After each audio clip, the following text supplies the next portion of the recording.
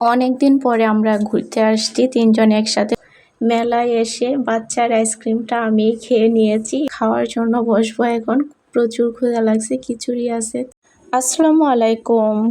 আপনাদের ভাইয়া আজকে বলতেছিল চলো আমরা মেলায় যাব।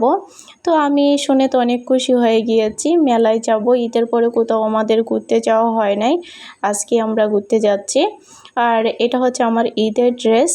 আপনাদের ভাইয়া বলতেছিল ঈদের ড্রেস পরো, আমরা এখন ঘুরতে যাব।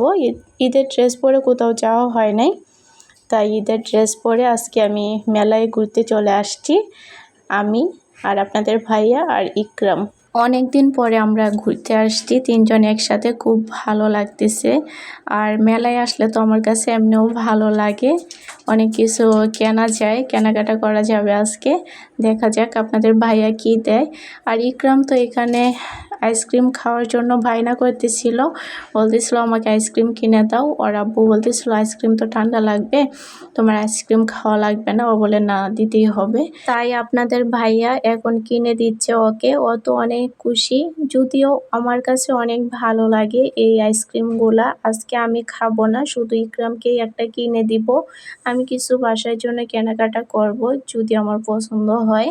ইকরামকে ওর আব্বু বলতেছিল তুমি যে এটা নিয়েছো এখন তো খেলতে পারবে না, ছোট বাচ্চারা খেলা করতেছে, দেখো ওর আব্বুর কাছে ওর কোন আইসক্রিমটা দিয়ে দিয়েছে, বলে তুমি রেখে দাও, আমি খেলবো।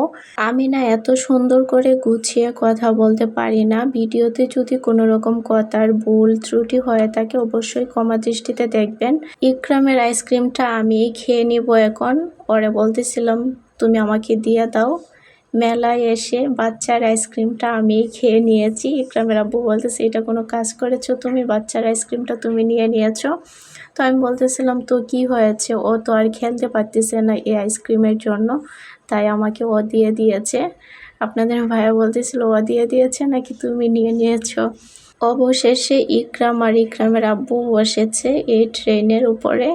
আমাকে বলেছিল বাট আমি চাই নাই, আমার মাথা অনেক ঘুরায়। এইখানে আমি চামচ দেখতেছি, বাসার জন্য আমি চামচ নিব। আর বাচ্চাদের খেলনাও এখানে আছে। ইকরাম বলতেছিল আমাকে খেলনা কিনে দাও, ওর আব্বু বলতেছিল পরে কিনে দিব, কালকে আবার আসবো, আজকে আমরা তোমার দিদার বাসায় যাব, আজকে কিনতে হবে না। ইকরামের দিদা বলতে আমার ফুপি শাশুড়ির বাসায় আসছি এখন আমরা ঘোরাফেরা করে।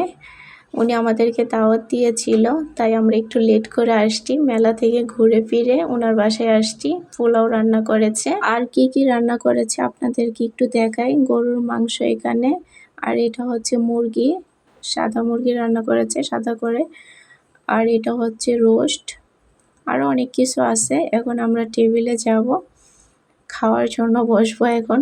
প্রচুর ক্ষুধা লাগছে, খিচুড়ি আছে, তারপর খাসির মাংস আছে, অনেক কিছু। সবাই ভালো থাকবেন, আজকের মতো বিদায় নিচ্ছি, আল্লাহ হাফেজ।